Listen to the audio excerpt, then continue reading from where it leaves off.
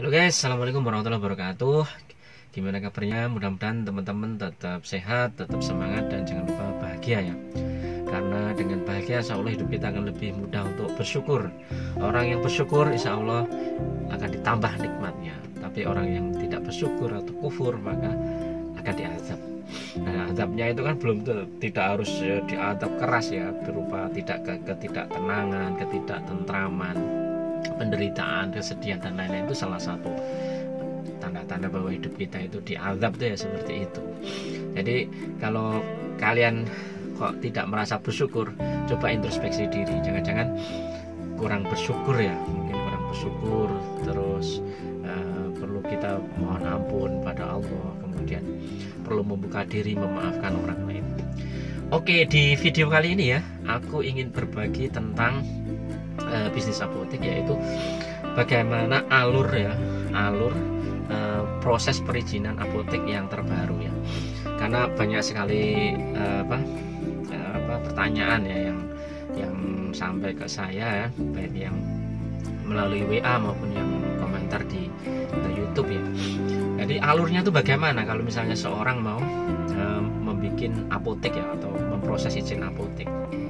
Yang pertama ada dua alur ya guys. Yang pertama adalah yang mau bikin apotek itu orang apoteker apa bukan itu. Kalau yang mau bikin apotek itu apoteker, berarti kan atas nama dia sendiri ya, penanggung jawabnya atas nama dia sendiri. Nah ini berarti dia nanti masuk perseorangan, masuk individual ya. Jadi bisa karena ownernya sama dengan penanggung jawabnya. Tapi kalau yang bikin apotek itu bukan apotekernya, atau penanggung jawabnya itu bukan dirinya atau orang lain. Misalnya yang punya apotek ini apoteker, tetapi penanggung jawabnya apoteknya ini bukan dia, berarti dia kena yang kedua. Dia harus dalam bentuk PT. Nah, dalam bentuk PT ini sekarang lebih mudah ya. Jadi ada PT perseorangan. Tinggal daftar lewat website, nanti bayar, kalau nggak salah harganya biayanya cuma 50.000. Nanti keluar nama PT-nya itu sesuai dengan yang kita ajukan. Terus kemudian setelah PT keluar, baru proses berikutnya. Jadi itu ya. Ada yang perlu pakai PT perseorangan atau enggak. Kalau kalian sudah punya PT dalam, tentu saja PT-nya itu harus dalam bidang farmasi ya guys. Jadi penjualan obat-obatan dan alat kesehatan ya. Bukan PT yang lain, misalnya PT properti ya, dan lain itu nggak bisa. Jadi harus sesuai dengan bisnis kita. Nah setelah itu diurus ya PT perseorangan, kita kemudian mencari apoteker ya. Mencari apoteker. Tentu saja sambil mencari apoteker, kita misalnya mau nyari lokasi ya. Lokasi itu sangat penting ya. Jadi kita sambil nyari lokasi, syukur-syukur lokasinya sudah ada ya, kita tinggal nyari apotekernya. Nah, apoteker, kemudian asisten apoteker, dan beberapa karyawan yang lain. Paling enggak syarat minimal tuh harus ada apoteker sama asisten apoteker, paling enggak 1 atau 2 gitu ya, tergantung daerahnya. Kalau daerah terpencil mungkin bisa dimaklumi lah, karena sulit mencari tenaga kesehatan ya.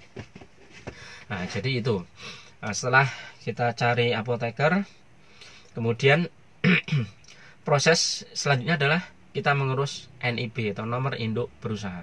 Nah NIB ini yang ngurus adalah ownernya ya, ownernya yang punya apotek itu, dia nomor induknya berusaha. Terus nanti KLBI-nya itu harus diisi yang untuk bisnis apotek ya. Nanti ada pilihan di situ, nanti konsultasi aja sama di bagian perizinan atau dinas kesehatan, tanya KLB-nya itu masuk nomor berapa itu. Jadi itu. Terus setelah NIB jadi, keluarlah nomor NIB-nya. Kemudian di situ di bawahnya ada proses selanjutnya adalah proses perizinan apotek. Nah, itu kita klik, kemudian proses perizinan apotek kita klik, kemudian di situ kita upload 5 file ya.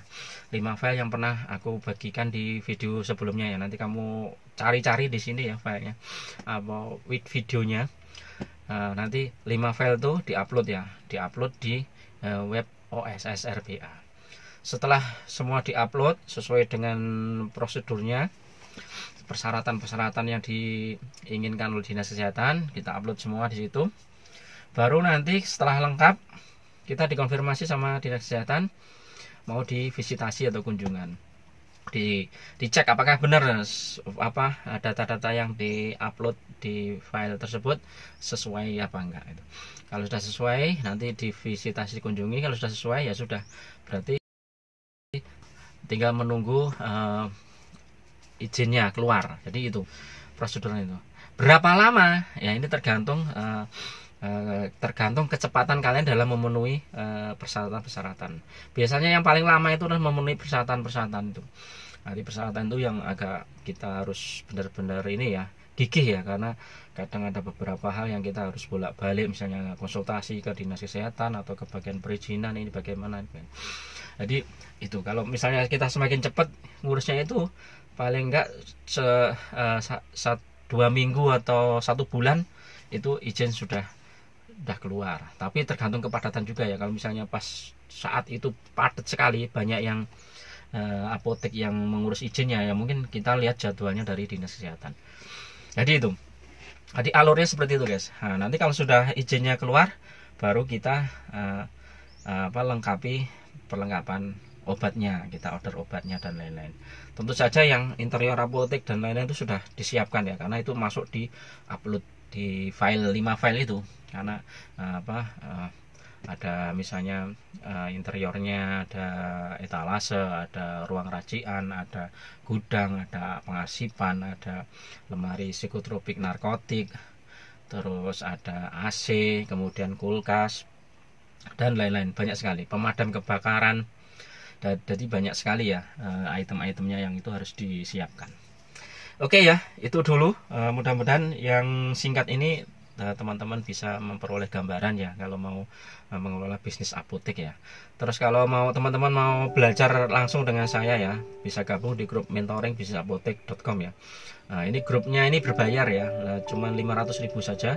Nanti cuma sekali bayar, nanti bisa konsultasi langsung dengan saya. Kemudian gabung di grup teman-teman yang sudah memproses perizinan apoteknya ya, baik yang sudah buka maupun yang baru memulai.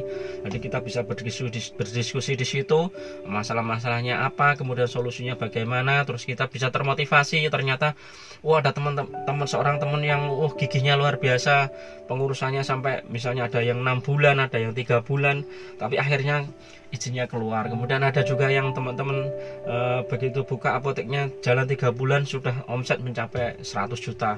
Ini dah luar biasa, alhamdulillah. Jadi teman-teman tidak perlu khawatir ya, kalau di grup ini kita saling berbagi ya. Kalau ada masalah kita diskusikan, solusinya kita carikan dan kita bantu ya. Oke ya, itu dulu. Mudah-mudahan ini bermanfaat. Tetap semangat, tetap sehat selalu, jaga kondisi ya guys. Ini kondisinya luar biasa, ini banyak pilek, banyak batuk ya. Jadi kita harus terus yang penting tetap bahagia. Oke, itu dulu. Mudah-mudahan bermanfaat. Ada kurang lebihnya aku mohon maaf. Assalamualaikum warahmatullahi wabarakatuh.